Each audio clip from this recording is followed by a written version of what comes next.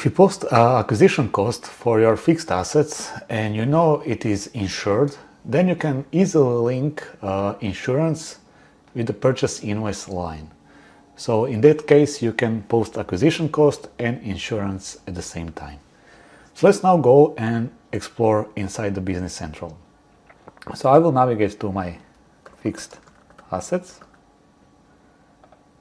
And here I can see that I have one fixed asset, print board cooling unit. And I want to post an acquisition cost through the purchase invoice and link it to insurance. So to do that, I will navigate to purchasing and then I am going to select purchase invoice. Here I'm going to create a new purchase invoice and I will select my vendor 10,000. I will enter an invoice number, so for example FA123, and I will click show less. And now in the lines I need to select a type fixed assets. In the number I am going to select my print board, okay, and then in a quantity I will select 1 and direct unit cost, for example 8,000.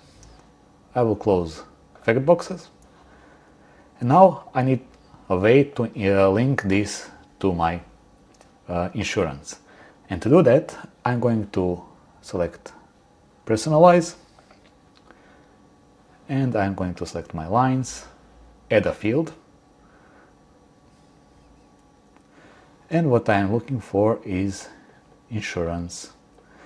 I will also bring here FA posting type and I'm going to look for insurance number. I'll put it here. Okay, once I'm happy with this, I will click done and my two fields are here. I need to make sure that I am posting an acquisition cost, which is good, and then I'm going to insure my cooling unit with machinery insurance.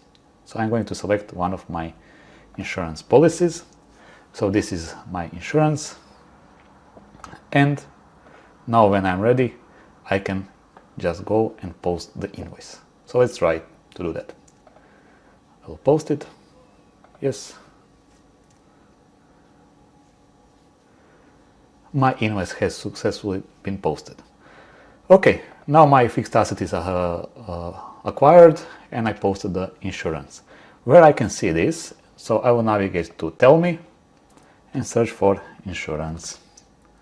And I'm looking for insurance policies. And if I select my insurance policy and in the home action, I have possibility to click and select statistics.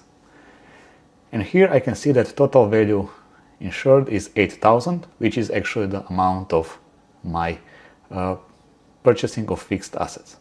If I select the 8,000, I will get a list or view that is called insurance coverage ledger entries, which will summarize all my insurance for various fixed assets.